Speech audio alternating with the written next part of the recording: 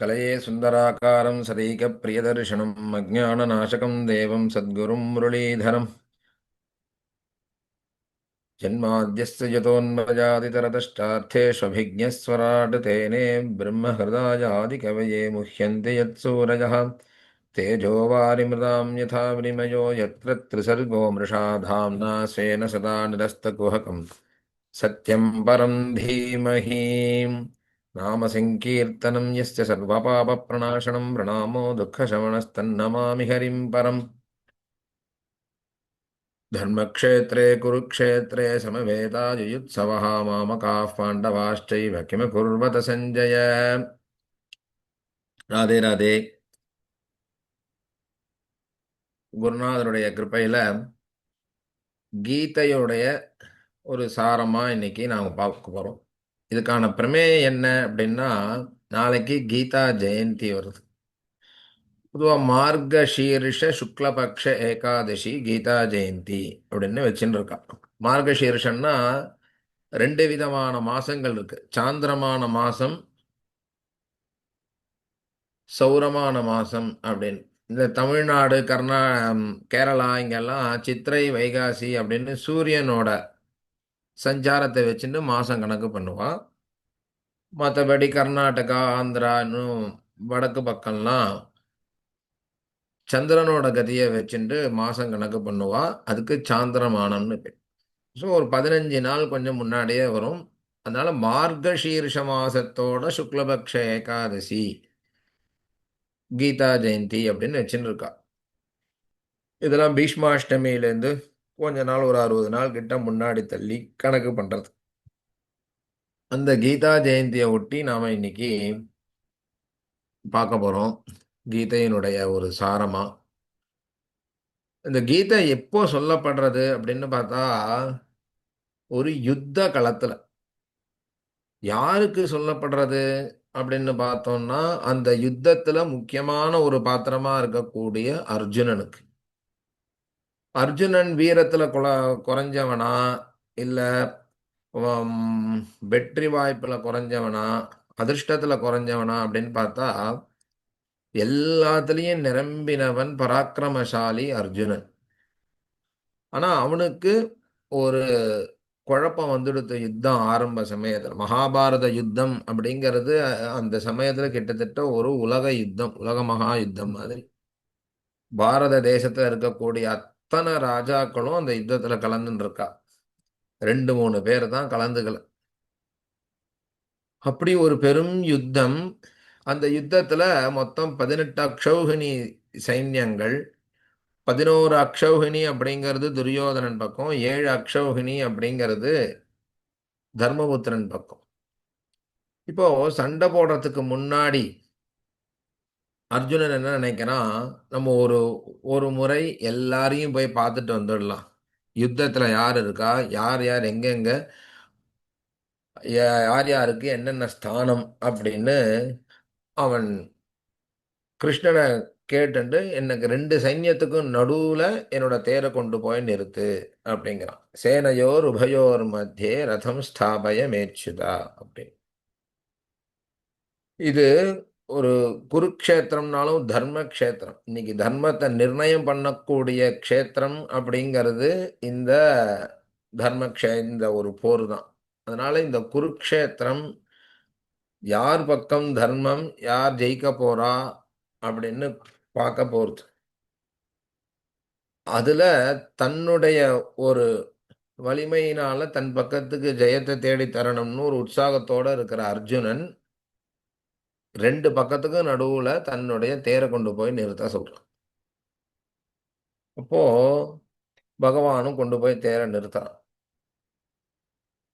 ஒரு சமயம் எல்லா வீரர்களையும் எதிர்பக்கத்துல இருக்கிறவா எல்லாரையும் பார்க்கறான் அர்ஜுனன். பார்த்தா அவனுக்கு ஒரு குழப்பம் வந்துடுது. ஏன்னா இருக்கிறவா எல்லாருமே அவனுடைய பந்துக்கள்.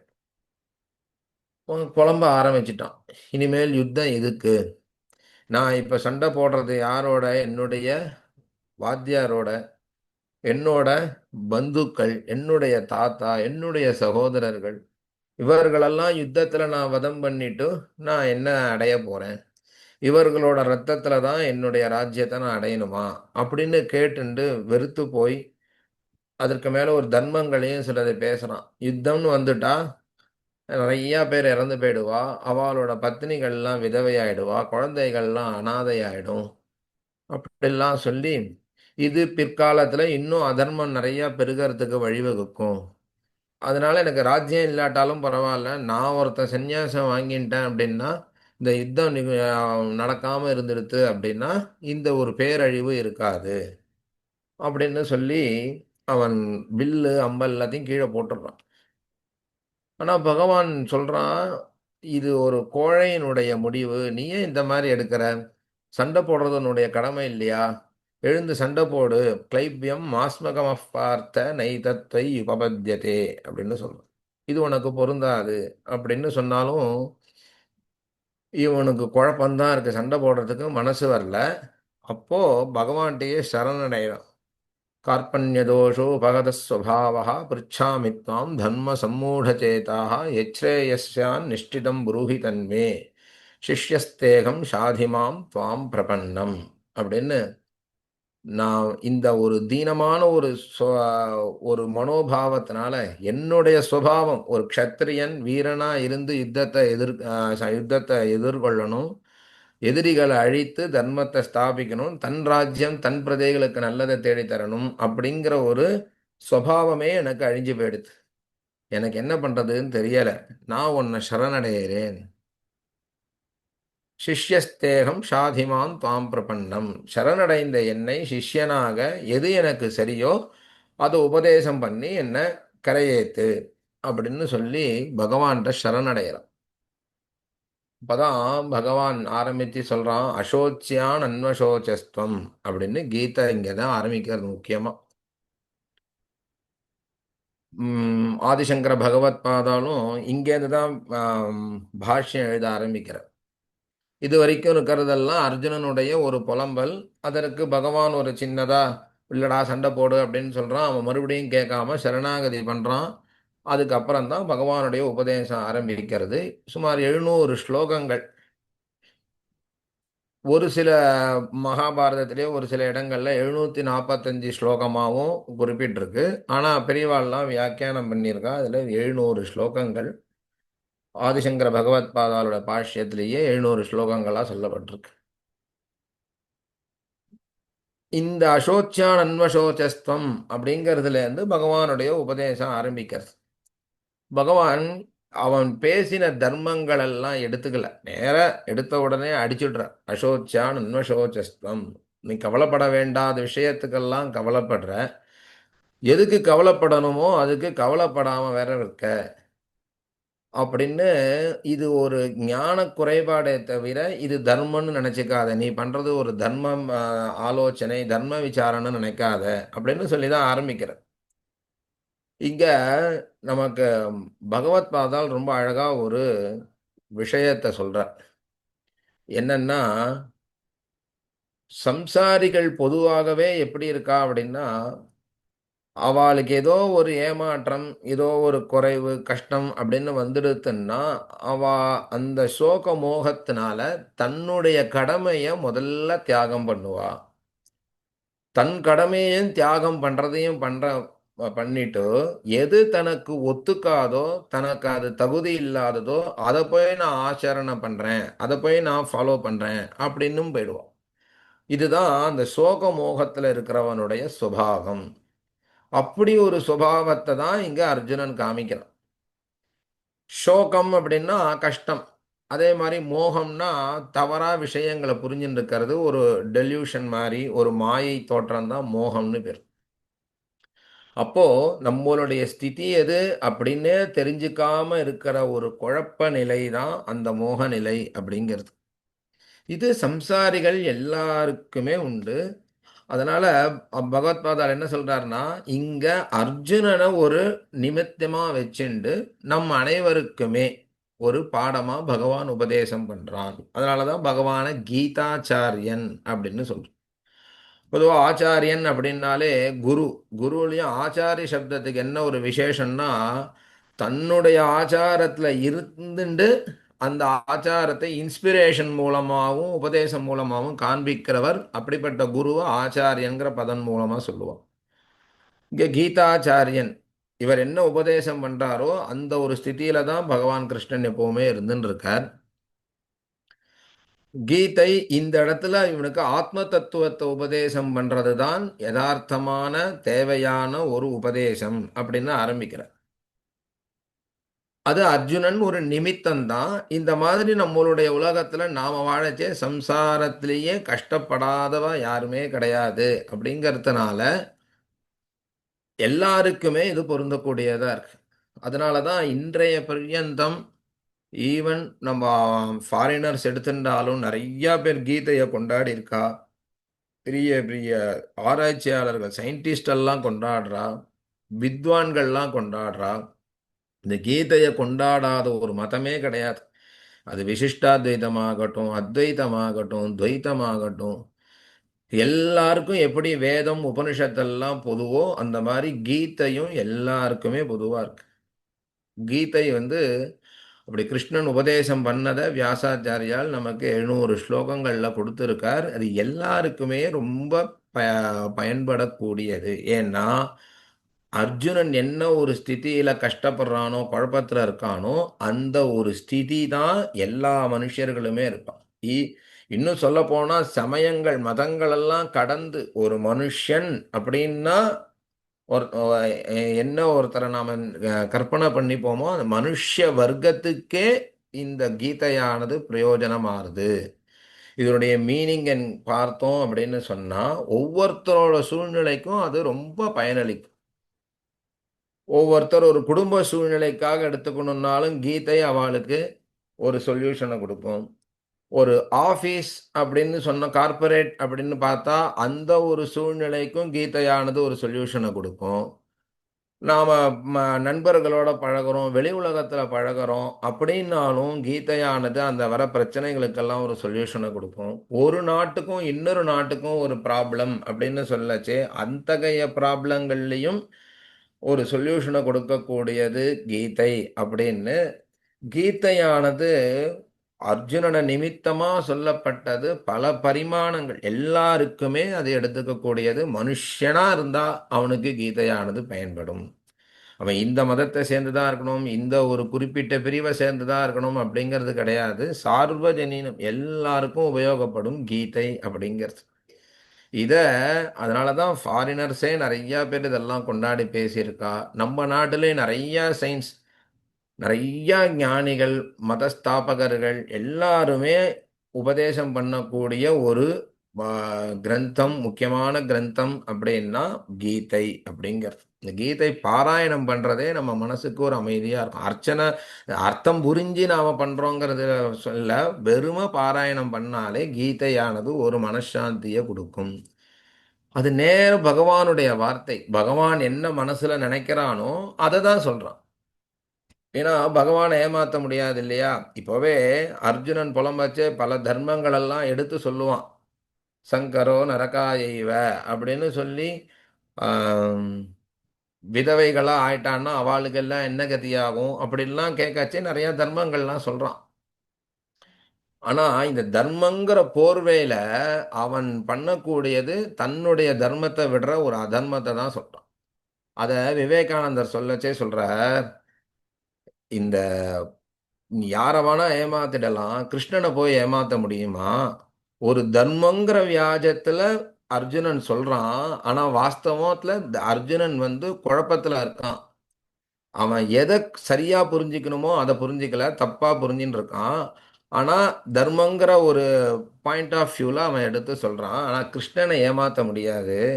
நீ தர்மத்தை பேசுறியா இல்ல தர்மத்தை பேசுற வியாஜத்துல உனக்கு உள்ளுக்குள்ள இருக்கிற வேற ஒரு பயத்தையோ வேற ஒரு சோகத்தையோ வேற ஒரு கன்ஃபியூஷனையோ நீ சொல்றியா அப்படிங்கறத பகவான் புரிஞ்சுன்றான் இல்லையா? அந்த மாதிரி கன்ஃபியூஷனா இருக்கான் அர்ஜுனன் அப்படின்னு தெரிஞ்சின்ற கிருஷ்ணன் அவனுக்கு ஆத்ம வித்யை தவிர வேற எதுவும் இங்கு குழப்பத்தை போக்காது அப்படிங்கறதுனால தான் இந்த ஆத்ம வித்யை ஆரம்பிக்கிறார். ரொம்ப அழகான உபதேசம். 18 அத்தியாயம். இந்த 18 அத்தியாயத்தையுமே 3 காண்டமா பிரிப்பா. கர்ம காண்டம், ஞான காண்டம், பக்தி காண்டம் அப்படிங்கிற மாதிரி முதல் 6 அத்தியாயத்துக்கு கர்ம காண்டம்னு பேரு. 2வது 6 அத்தியாயத்துக்கு பக்தி காண்டம்னு பேரு. 3வது 6 அத்தியாயத்துக்கு ஞான காண்டம் அப்படின்னு பேரு. இந்த பக்தியானது கர்மம், ஞானம் 2த்துக்கும் இடைப்பட்டதா இருக்கு. அதுல பகவான் இதுலயும் 3 பதார்த்தங்களை சொல்லுவா வேதத்து உபனிஷத்துல எல்லாம். தத்து, துவம் அப்படிங்கிற 2 பதார்த்தம். அசி அப்படிங்கிறது 3வது. அந்த பிரம்மமா நீ இருக்க அப்படின்னு ஒரு ஐக்கிய ஸ்வரூபம். இந்த தத் அப்படிங்கிறது பிரம்மஸ்வரூபம். அதுதான் 7வது அத்தியாயத்திலேருந்து 12வது அத்தியாயம் வரைக்கும் சொல்றது. துவம் அப்படிங்கிறது ஜீவனை சொல்றது. அதுதான் இந்த 1வது அத்தியாயத்திலேருந்து ஆரம்பிச்சு 6வது அத்தியாயம் வரைக்கும். ஜீவனுக்கும் ஈஸ்வரனுக்கும் உள்ள அபேதம், ஐக்கியம் இதை சொல்லக்கூடியது தான் 13லேருந்து 18 அப்படின்னு சொல்ற அந்த ஞான காண்டம். இப்படின்னு பெரியவாள்லாம் நிறைய விபாகங்கள்லாம் பண்ணி ரொம்ப விசேஷமா வியாக்கியானம்லாம் பண்ணியிருக்கா. இப்போ எல்லா வியாக்கியானம் கீதை அப்படிங்கிறது ஒரு அத்தியாயத்தை எடுத்துட்டாலே நம்ம நிறைய நாளாகும் சொல்றதுக்கு. அப்படிங்கிறதுனால எல்லாரும் பிரசித்தமா சொல்லக்கூடியது கர்மண்யேவாதிகாரஸ்தே மா பலேஷு கதாச்சன அப்படின்னு இருந்தாலும் நமக்கு இன்றைய ரிலவெண்ட் லைஃப், ஏன்னா இப்ப எப்படி ஒரு ரீசெண்டா ஒரு புக்கு கூட போட்டிருந்தா, சார்ட்டர்ட் அக்கௌண்டன்ட் அசோசியேஷன்லாம் கீதைய அவளுக்கு எப்படி பயன்படுத்திக்கலாம்னு ஒரு புக்கு போட்டிருக்கா. அந்த மாதிரி நிறைய கார்ப்பரேட்ஸ் எல்லாம் எடுத்துக்கிறா கீதைய. அவளுக்கு வேணுங்கிற ஒரு பாயிண்ட்ஸை அந்த கீதையிலேருந்து அவள் டிரைவ் பண்ணிக்கிறான். அந்த மாதிரி நமக்கு கீதையிலேருந்து முக்கியமாக தெரிஞ்சுக்க வேண்டியது என்னன்னா, நாம் நிறைய ப்ராக்டிக்கலாக உலகத்தில் கஷ்டப்படுறோம்.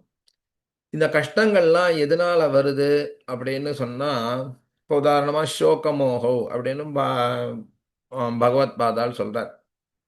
இப்போ சோகம், மோகம், நாம எதுக்காக என்ன காரியம் பண்ண வந்திருக்கோம் அப்படிங்கிறதே நாம தெரியாம இருந்துட்டு இருக்கோம். அப்போ ஒரு கிளாரிட்டி முதல்ல நமக்கு கிடைக்கணும். கிளாரிட்டி இருந்தாதான் நாம கஷ்டத்துல இருந்து வெளிவர முடியும். அப்போ கிளாரிட்டிங்கிறது என்ன, யார் கொடுக்க முடியும் அப்படின்னா, நம்மள மாதிரி இன்னொருத்தன் கஷ்டப்படுறான்னா அவன் நமக்கு கிளாரிட்டி கொடுக்க முடியாதோ. ஒருத்தன் கடல்ல முழுகின்னு இருக்கானா, 2 பேரும் முழுகின்னு இருக்கானா, ஒரு முழுகிறவனே இன்னொருத்தனுக்கு எப்படி கை கொடுத்து காப்பாற்ற முடியும்? இப்போ கப்பல்ல இருக்கிறவன் தான் முழுகிறவனை காப்பாற்ற முடியும். அதுலேயும் திறம்பட காப்பாற்றக்கூடியவனா இருந்தால் தான் காப்பாற்ற முடியும். அந்த மாதிரி நமக்கு யார் கிளாரிட்டி கொடுக்க முடியும் அப்படின்னா, இந்த குழப்பத்திலெல்லாம் யார் மாட்டிக்காம இருக்காளோ அவ தான் நமக்கு கிளாரிட்டியை கொடுக்க முடியும். அது பகவானை தவிர வேற யார் இருக்க முடியும் அப்படி. அதனால நமக்கு பகவான் ஒரு அழகான தெளிவை கொடுக்கிறார்.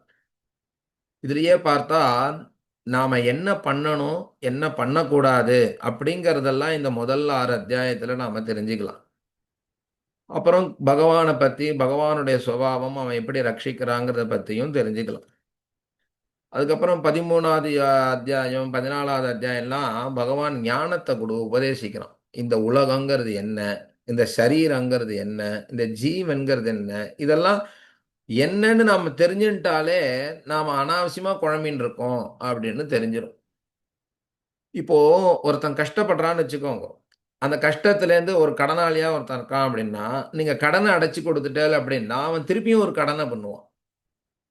திருப்பியும் அந்த கடனை அடைச்சு கொடுத்தா, திருப்பியும் அவன் கடனை பண்ணின்னு வந்து நிற்பான். அதே அந்த கடன் ஏன் வந்தது?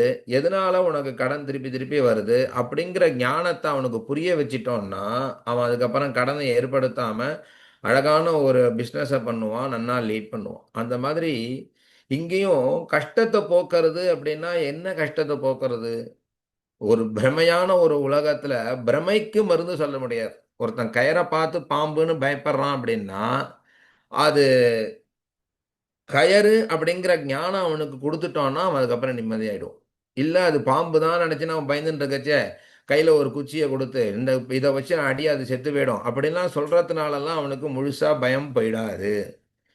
ஒரு குழந்தைக்கு என்னன்னா பேய் அப்படின்னு பயமா இருக்கு அப்படின்னா, பேயின்னு ஒண்ணு இல்ல அப்படின்னு சொல்லி, அது உன்ன பாதிக்கல இங்கங்கிற ஞானத்த குடுத்தா தான் அந்த குழந்தைக்கு பூர்த்தியான நிம்மதி வரும். அதை விட்டுட்டு பேய் வந்தா இப்படி நாம பயப்படாம இருக்கலாம். இப்படி ஒரு அதுக்கு ஒரு பரிகாரம் பண்ணிட்டோம்னா நமக்கு கவலை இல்லாம இருக்கலாம் அப்படின்னு சொன்னா கடைசி வரைக்கும் பயம் இருந்துன்னு தானே இருக்கும். அப்போ பேசிக்லயே ஒரு அண்டர்ஸ்டாண்டிங்கே ப்ராப்ளமா இருக்காச்சு. அந்த அண்டர்ஸ்டாண்டிங்கை மாத்தி கிளியரான ஒரு அண்டர்ஸ்டாண்டிங்கை கொண்டு வர்றது தான் கீதையினுடைய தாத்பரியமே. அப்போ நாம யாரு, நம்ம நாம என்ன பண்ணணும், இந்த உலகத்துல எப்படி வாழணும் அப்படிங்கிறதெல்லாம் பகவான் இதை தெளிவா உபதேசம் பண்ணியிருக்கான். அதை பூர்த்தியா நாம படிச்சு ஃபுல்லா பார்க்க முடியாது. ஒரு சில அதுல 2வது அத்தியாயத்திலேருந்து கடைசியில ஒரு 4-5 ஸ்லோகம் உண்டி நான் சொல்றேன். அதுவும் பிரதிபதம் பார்க்க முடியாது, நாழியாயிடும். ஸ்லோகத்தை மாத்திரம் நான் இப்போ சொல்றேன். அதோட ஒரு அர்த்தத்தை அது ஜிஸ்ட் மாதிரி மாத்திரம் சொல்றேன். ध्यायतो विषयान् पुंसस्तङ् सङ्गस्तेषु उपजायते सङ्गात् सञ्जायते कामः कामात् क्रोधो अभिजायते क्रोधाद्भवति सम्मोहः सम्मोहात् स्मृतिविभ्रमः स्मृतिभ्रंशात् बुद्धिनाशः बुद्धिनाशात् प्रणश्यति प्रागद्वेषवियुक्तैस्तु विषयान् इन्द्रियैः स्मश्चरन् आत्मवश्यैर्विधेयात्मा प्रसादमधिगच्छति प्रसादे सर्वदुःखानां हानिनस्योपजायते प्रसन्नचेतसो ह्याशु புத்திः பர்யவதிஷ்டதே. இது 2வது அத்தியாயத்தை ஸ்தித பிரஜனோட லட்சணத்தை சொல்றச்சே வரக்கூடிய ஸ்லோகங்கள். இது ஒரு 4 மாத்திரம் நாம் எடுத்துட்டு இருக்கோம். இதுலேயும் நிறைய பகவானோட உபதேசம். இந்த ஸ்லோகம் ஒரு 1000 ரசகுல்லாவை கொடுத்துட்டு இதில் எந்த ரசகுல்லா ரொம்ப நன்னா இருக்குமோ அதை எடுத்துக்கோ அப்படின்னு சொன்னால் எப்படி நம்மளால முடியாதோ அது மாதிரி இதில் சாரமாக ஒரு 2 ஸ்லோகங்கிறது அப்படிலாம் அவ்வளோ சுலபமாக சொல்லிட முடியாது. அதுலேயும் 1000 ரசகுல்லால ஏதோ ஒன்று எடுத்துட்டாலும் எல்லாமே இந்த அது டேஸ்டாக தான் இருக்குங்கிற மாதிரி இத்தனை ஸ்லோகத்திலையும் நாம் ஒரு 4-5 ஸ்லோகத்தை பார்த்தாலுமே அதுவும் நன்னா தான் இருக்கும் அப்படிங்கிற ரீதியில் ஒரு 4 ஸ்லோகம் எடுத்துட்டு இருக்கு. இந்த காலத்துக்கு கொஞ்சம் ரிலேட் பண்ணி சொல்லலாமா அப்படிங்கிறதுல தியாயத்தோ விஷயான் பும்சா சங்கஸ்தேஷு உபஜாயதே. இந்த ஸ்லோகத்துக்கெல்லாம் முன்னாடி வசேகி எஸ்யேந்திரியாணி தஸ்ய பிரஜா பிரதிஷ்டிதான்னு இந்திரியங்களை வசப்படுத்தினவன் தான் அவனுக்கு தான் அவனோட பிரஜை நிலையா இருக்கும் அப்படின்னு சொல்றது. இப்போ ஒரு சாதகனா இருக்கான் அப்படின்னா உலக விஷயங்கள்ல ஆசைப்படாம அவன் இந்திரியங்களை நிக்கிரகம் பண்ணி பிரம்ம விஷயத்துல தியானம் பண்ணி அடையணும் அப்படின்னு எடுத்துக்கிறோம். இப்போ அதே பார்த்தா இந்த லோக விஷயங்கள்லையும் இப்போ இகலோகத்துல நாம சரியா வாழ்ந்தாதானே அடுத்ததா நம்ம மோட்சத்துக்குன்னு பிரயத்தனப்பட முடியும். எப்படி அர்ஜுனன் கிருஷ்ணனை ஆசிரியிச்சு இருந்தானோ அந்த ஒரு போதனையினால அவன் நல்ல கத்தியை அடைந்தானோ ஒரு குழப்பம் இல்லாத வாழ்க்கையை அவன் வாழ்ந்தானோ அந்த மாதிரி அவனுக்கு ஏற்பட்ட ஒரு பாக்கியம் நமக்கும் ஏற்பட்டிருக்கு. நாமும் குருநாதரோட இருக்கோம். குருநாதர் நிறையா உபதேசம் பண்றார். அப்படி குருநாதரோட என்ன ஒரு அபிப்பிராயமோ அவர் உபதேசமா சொல்றது போல இங்க கிருஷ்ணனுடைய வார்த்தைகள் எல்லாமே கிருஷ்ணனுடைய அபிப்பிராயம். அப்ப கிருஷ்ணனோட அபிப்பிராயத்தை கேட்டா கிருஷ்ணனுக்கு பிடிச்சு வாழற மாதிரி, குருநாதரோட வாக்கியத்தை கேட்டு வாழ்ந்தா குருநாதருக்கு பிடிச்ச மாதிரி. 2 வார்த்தையும் கேட்டு நடக்கிறதுனால நமக்கு என்ன ஆகுது அப்படின்னா நாம இந்த இடத்துல குழப்பம் இல்லாம கஷ்டம் இல்லாம இருப்போம். நாமே நம்மளுடைய கஷ்டத்துக்கு சொல்யூஷன் தேடிட்டு போகச்சே தான் நமக்கு குழப்பங்கள் வருது. ஆனா என்ன இதுதான் கஷ்டம், இதுதான் கஷ்டத்துக்கு காரணம் அப்படின்னு அவ நமக்கு சொல்லச்சே நமக்கு அது ரொம்ப சுலபமா புரியறது. நாம அதை ஃபாலோ பண்ணிட்டு போனா மாத்திரம் போறோம். அதுல அது இந்த குழப்பத்துக்கே ஒரு காரணத்தை ஒரு சீக்வன்ஸா பகவான் சொல்றான். தியாயத்தோ விஷயான் பும்சா சங்கஸ்தேஷு உபஜாயதே. ஒரு நமக்கு சம்பந்தம் இல்லாத விஷயம், தேவையில்லாத விஷயம், கஷ்டத்தை கொடுக்கக்கூடிய விஷயம்னா இப்போ ஒரு படிக்கிற பையன்னா படிப்பை தவிர வேற ஒரு விஷயத்துல ஈடுபடுறான். ரொம்ப ஜாஸ்தியா போக போக என்ன ஆகுது அப்படின்னா அதுலயே ஒரு பற்று ஏற்பட்டுருது. அதான் சங்கஸ்தேஷு உபஜாயதே. அந்த ஒரு பற்று ஏற்பட ஏற்பட சங்காத் சஞ்சாயத்தே காமஹா, அதுல இன்னும் ஒரு ஆசை இன்னும் விருத்தியா இருக்கு. தேவையில்லாத விஷயங்களில் நாம் ஈடுபட்டு ஆசை விருத்தியாகி அது கிடைக்கலன்னா என்ன ஆகுதுன்னா காமாத் குரோதோபிஜாயத்தே. ஒரு விஷயம் கிடைக்கலன்னா குழந்தைகளுக்கே பார்ப்போம், நிறைய பேர் செல்லு கொடுத்துருவா, செல்லை திருப்பி வாங்குறதுக்குள்ள போரும் போருன்னு ஆயிடும். செல்லை வாங்கினா கோபம் வருது. அந்த மாதிரி வேற ஏதாவது ஒரு ரொம்ப என்டர்டைன்மெண்ட்ல போயிட்டான்னா திருப்பி அவளை திருப்பறதுக்குள்ள கஷ்டமா இருக்கு. அது திருப்பினா அதுல ரொம்ப ஈடுபட்டதுனால என்ன ஆகுதுன்னா கோபம் உண்டாரு. அப்போ ஆசையினால கோபம் அப்படின்னு உண்டாரு. அத்தகைய ஒரு கோபம் வந்துடுத்து அப்படின்னா என்ன ஆகும்னா குரோதாத் பவதி சம்மோகா. குரோதத்தினால என்ன ஆகும்னா நமக்கு எது பண்ணணுமோ எது அது தெரியாது, எது பண்ணக்கூடாதோ அது தெரியும். இப்ப அர்ஜுனனே சண்டை போடணும், ஆனா சண்டையை விட்டுடுறேங்கிறான். அவன் சன்னியாசியா, அவன் பிச்சைக்காரனெல்லாம் போகக்கூடாது, சன்னியாசம் வாங்கின்னும் போகக்கூடாது. ஆனா அதை வாங்கிட்டு போறேன்னு அப்படி சொல்ல ஆரம்பிச்சிட்டான். அப்ப அந்த மோகங்கிறது எது பண்ணணுமோ அதை பண்ண விடாம பண்ணிடும், எது பண்ணக்கூடாதோ அதை பண்ண வைக்கும். அதனால அந்த கோபத்தினால அப்படி ஒரு சம்மோகம் வந்து ரொம்ப கோபிஷ்டனா இருக்கிறவனை பார்த்தா தராதரமே தெரியாம பேசிடுவா. இல்ல அந்த கோபத்துல எது பண்ணக்கூடாதோ அதெல்லாம் பண்ணி மொத்தமா குழப்பி விட்டுடுவா. அதுக்கப்புறம் கோபத்துல இருந்து அவ சமாதானம் ஆயிடுவா. ஆனா அவ ஏற்படுத்தின குழப்பங்கிறது நிலையாயிடும். அதான் பகவான் சொல்றான், குரோதாத் பவதி சம்மோகா சம்மோகா ஸ்மிருதி விப்ரமஹா. அது எது பண்ணலாம் எது பண்ணக்கூடாது அப்படிங்கிற ஒரு ஒரு இதுவே அவஸ்தையே இல்லாம ஒரு அது நிலை மாறி நடந்துக்கிறான். அடுத்ததா ஸ்மிருதி பிரம்ஷாத் புத்தி நாசா. அதனால புத்தி நாசமாயிட்டது.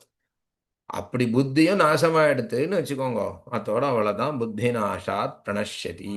எல்லாமே அழிஞ்சு போயிடுறது. அப்போ என்ன பண்ணணும் இதுக்கு அப்படின்னா நம்மளுடைய மனசை நாம கட்டுப்படுத்தணும் அப்படின்னு சொல்றான் பகவான். ராகத்வேஷ வியுக்தைஸ்து விஷயான் இந்திரியைச்சரன்னு ஆத்மவஷ்யர் விதேயாத்மா பிரசாதம் அதிகச்சதி. மனசுல ஒரு பிரசன்னம், ஒரு குதூகலம், சந்தோஷத்தை அடைவான். எப்பன்னா இந்த மாதிரி ஒரு ராகத்வேஷங்களோட இல்லாம இருக்கச்சேதான், இந்திரியங்களை கட்டுப்படுத்தச்சேதான் ஒரு பிரசன்னதா, ஒரு சௌமியமா இருக்கக்கூடிய நிலை வரும். நாமெல்லாம் யோசிப்போம், எல்லாம் சாதனை பண்ணக்கூடிய ரிஷிகளுக்கு இந்திரியங்களை கட்டுப்படுத்தணும், அது கட்டுப்படுத்தணும் அப்படின்னு. நம்ம சாதாரண சம்சாரிகளுக்கு முடியுமா அப்படின்னு அது முதல்ல அந்த மாதிரி யோசிக்கவே கூடாதுண்ணா. ஏன்னா நம்மளோட கடமை நாம தானே பண்ணியே ஆகணும். கஷ்டத்தை நாம உண்டு பண்ணுவோம், ஆனா அதுக்கு நிவாரணத்தை பகவான் வந்து தரணும் அப்படின்னு சொன்னா அது என்ன நியாயம்? எல்லாம் விவேகானந்தரே சொல்றாரு, you have to take the account responsibility for your action. உன்னுடைய ஆக்ஷனுக்கு நீ தான் ரெஸ்பான்சிபிலிட்டி அப்படிங்கிற. அதே மாதிரி டியூட்டி எது, எமோஷன் எது அப்படின்னு தெரிஞ்சுக்கணும். எமோஷன்ல போய் மாட்டின்தான் அர்ஜுனன். நாம எல்லாம் எமோஷன்ல தான் மாட்டிக்கிறோம். மாட்டின்றதுனால என்ன ஆகுதுன்னா டியூட்டியை மறந்து போயிடுறோம். அந்த மாதிரி நாம ஒரு காரியத்தை பண்ணணும்னா நம்மளுடைய இந்திரியங்களை நாம தான் கட்டுப்படுத்தணும். நாம இந்திரியங்களை அது பாட்டுக்கு அலைய விட்டுட்டு அதனால கஷ்டம் வந்துடுதுன்னா நாம சம்சாரி, நான் இப்படிதான் இருப்பேன், அதை மீறி காப்பாற்றணும் அப்படின்னா எப்படி காப்பாற்ற முடியும்? இப்ப இதுவே கயரை பார்த்து பாம்புன்னு நினைச்சு பயப்படுறான். நான் பாம்புன்னு தான் பயப்படுவேன், அந்த பாம்புன்னு பயப்படுற சமயத்திலேயே எனக்கு நீ வந்து ஹெல்ப் பண்ணு அப்படின்னா, நீ பாம்புன்னே நினைச்சுக்கோ, நான் உன்னை காப்பாத்துறேன் அப்படின்னு சொல்றது ஒரு முட்டாள்தனமா போயிடும். அப்போ நீ பாம்புன்னு நினைச்சின்னு இருக்கியே, அந்த ஞானத்தை போக்குறது தானே உண்மையான ஒரு உபதேசம், உண்மையான ஹெல்ப் அதுதானே. அந்த மாதிரி இந்த ஞானம் இது பாம்பு இல்ல கயிறு தான் அப்படிங்கிற ஞானம் யாருக்கு வரணும்னா, யார் அந்த மாதிரி நினைச்சின்னு இருக்கானோ பிரமையில அவனுக்கு தான் வரணும். அப்பதான் அவனுக்கு உண்மையான ஆனந்தம். அது மாதிரி இந்த சம்சாரத்திலையும் தவறா காரியங்கள்லாம் பண்ணிட்டு இருக்கச்சே, இத்தகைய காரியங்களை நாம பண்ணக்கூடாது, நல்ல விஷயமா பண்ணணும் அப்படின்னு நினைக்கிறது தான். அப்படின்னு நினைச்சாதான், நாம சரியானாதான் நமக்கு நல்ல பலன். அதை முதல்ல தெரிஞ்சுக்கணும். அப்படி நாம நல்ல விதமா நமக்கு நல்ல பழக்க வழக்கங்களை ஏற்படுத்திட்டோம்னு சொன்னா, இப்போ இன்னொருத்தரை பார்த்து நாம பொறாமைப்பட வேண்டிய அவசியம் இல்லை. நமக்கு இது நிறைய குழப்பங்களை எடுத்துன்னு நாமளே கஷ்டப்பட வேண்டிய அவசியம் கிடையாது. நமக்கு எது டியூட்டின்னு தெரியும், அதை நாம காலாகாலத்துக்கு பண்ணிட்டு போயிட போறோம். இன்னொருத்தரை பார்த்து கம்பேர் பண்ணி நாம கவலைப்பட போறது இல்ல. இப்படி பலவிதமான குழப்பங்கள்லாம் நமக்கு அப்படியே தீர்ந்துடும். நம்ம கடமையை நாம சரியா பண்ணிட்டோம்னா நமக்கு எந்த விதத்திலையும் துக்கமே கிடையாது பேசிக்கா. அதுக்கப்புறம் கர்மா அப்படி நமக்கு கஷ்டம் வந்துடுத்து, வியாதி வந்துடுத்து, அதெல்லாம் 10% தான். ஆனா இன்னைக்கு இருக்கிறதுல 90% நாம படுற கஷ்டம் எதனாலன்னா நம்மளுடைய மிஸ்டேக்னால தான். அதுதான் பகவான் சொல்றான். நம்மளுடைய மிஸ்டேக். அதை திருத்திக்கணும், அதை போக்கிக்கணும். அதை நாம போக்கிக்காம யார் போக்கிப்பா? ராகத்வேஷ வியுக்தைஸ்து விஷயான் இந்திரியைச்சரன்னு ஆத்மவஷ்யர் விதேயாத்மா பிரசாதம் அதிகச்சதி. யார் அப்படி இந்திரியங்களெல்லாம் கட்டுப்படுத்துறான்? இப்போ ஒரு பள்ளிக்கூடத்தில் ஒரு பையன் படிக்கிறான்னா படிப்புல கான்சென்ட்ரேட் பண்ணணும். அதை தவிர வேற விஷயங்கள் அவன் கான்சென்ட்ரேட் பண்ணான் அப்படின்னா அவன் படிப்பு நாசமா போயிடும். அப்போ படிப்பு நன்னா வரணும்னா அவன் எல்லாத்துலயும் ஆசைப்பட்டுன்னு போகாம படிப்பு ஒன்னே குறின்னு இருக்கணும். அந்த மாதிரி நமக்கு அல்டிமேட் கோல் அப்படிங்கிறது பகவான். பகவான் அடையணும், குருநாதர் சொல்றதை கேட்கணும், அந்த வழியில போகணும் அப்படின்னு சொல்லச்சே நமக்கு இந்த உலக விஷயங்கள்ல நமக்கு இருக்கிற ஈடுபாடுங்கிறது நம்மள ரொம்ப அழகழிக்கிறது. அப்போ நம்மளுடைய எதுக்காக நாம பிறந்திருக்கோம்னா மனுஷர்கள் பிறக்கிறது எதுக்காகன்னா ஞானத்தை அடையறதுக்காக தான். இன்னைக்கே வெஸ்டர்னர்ஸ் எல்லாம் என்ன சொல்லுவாங்கன்னா சயின்டிஸ்ட் அந்த சயின்ஸ் டெவலப்மெண்ட்லாம் எப்படி வந்ததுன்னா ஒய் ஒய் அப்படின்னு நீ கேள்வி கேட்டுன்னே இருக்கிறதுனால தான் சயின்ஸ் டெவலப் ஆகுது அப்படின்னு சொல்கிறான். அதனால தான் எலக்ட்ரிசிட்டி வந்தது, எலக்ட்ரிசிட்டிக்கு மேலே கம்ப்யூட்டர் வந்தது, இன்னைக்கு எலக்ட்ரானிக்ஸ் வந்தது, இன்னைக்கு நிறையா டெவலப்மெண்ட் இருக்கு. அதனால ஏன் ஒய் அப்படிங்கிற கேள்வியை கேட்கறதுனாலேயே உனக்கு நிறைய விடை கிடைக்கும். அந்த ஆன்சர்ஸ் தான் சயின்டிஃபிக் டெவலப்மெண்ட்ஸ் அப்படிங்கிறா. ஆனால் இவ யாருமே இந்த துக்கங்களுக்கு என்ன காரணம், ஏன் அப்படிங்கிற விசாரணையை ஒண்டி ஒத்துக்க மாட்டேங்கிறா. அது ஏன்னு புரியல.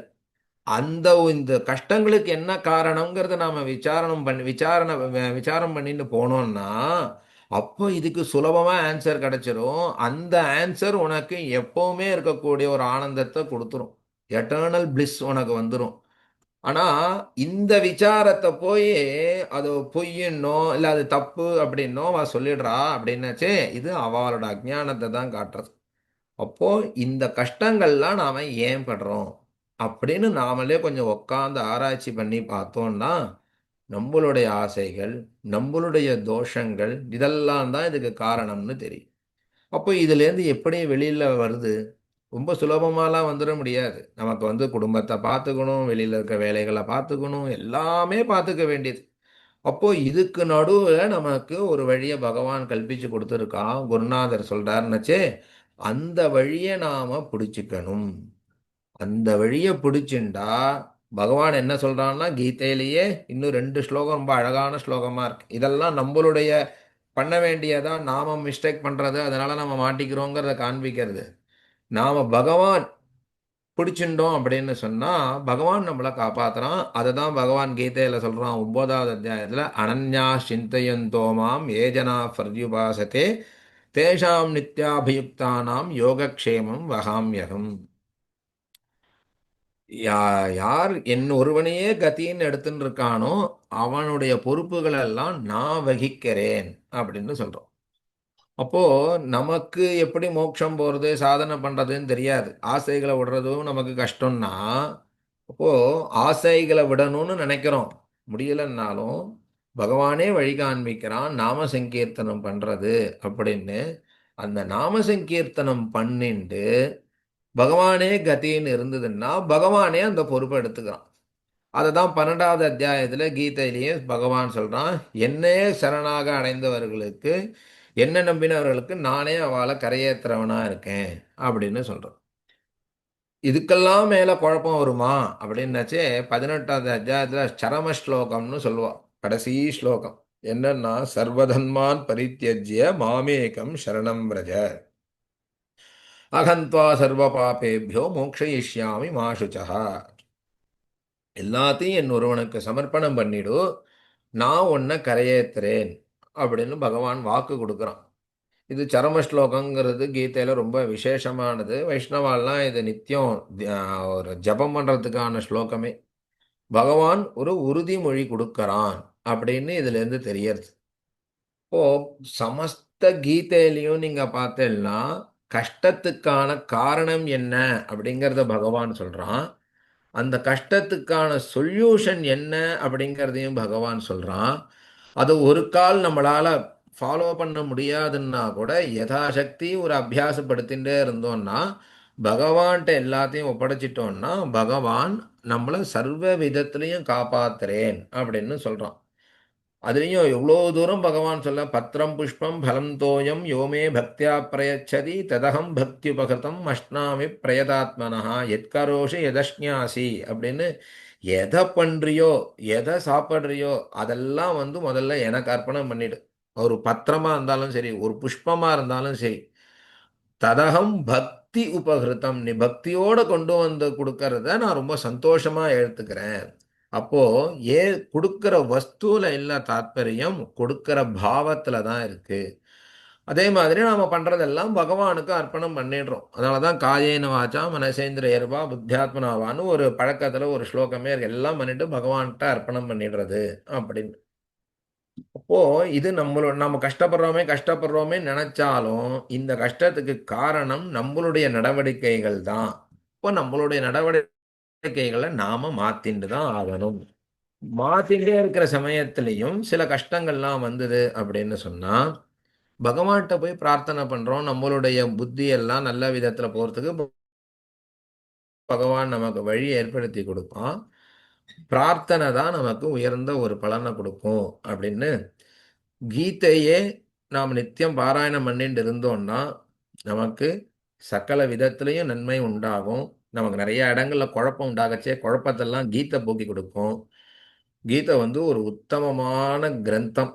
அது பாராயணம் பண்றதே மனசுக்கு சந்தோஷமா இருக்கும். அர்த்தம் தெரிஞ்சுக்கிறதே அப்புறம் என்ன தெரிஞ்சுக்கிறதுக்கு வசதி இல்லாட்டா கூட கீதை பாராயணம் பண்ணினோம்னாலே மனசுக்கு ஒரு ஹிதமா இருக்கும். அது பகவானுடைய வார்த்தைகள். பகவானுடைய திருமுகத்திலிருந்து எழுந்த வார்த்தைகள்ங்கிறதுனால வார்த்தைகளுக்கே ஒரு பிரயோஜனம் உண்டு. அத்தகைய ஒரு கீதா மகாத்மியம் நாளைக்கு ஜெயந்தியை ஒட்டி இன்னைக்கு நாம ஸ்மரிச்சோம். நிறைய கீதையில இருக்கு. இருந்தாலும் இன்னைக்கு யதாசக்தி ஸ்மரிச்சோம் குருநாதருடைய கிருபையில. மேன்மேலும் இந்த சத்சங்கமானது குருநாதரோட கிருபையில நல்லபடியா நடக்கணும் அப்படின்னு பிரார்த்தனை பண்ணிட்டு இப்போ இந்த கீதை பத்தினதான விஷயத்தை நாம நிறுத்திப்போம். சத்குருநாத் மகாராஜ் கி ஜெய்.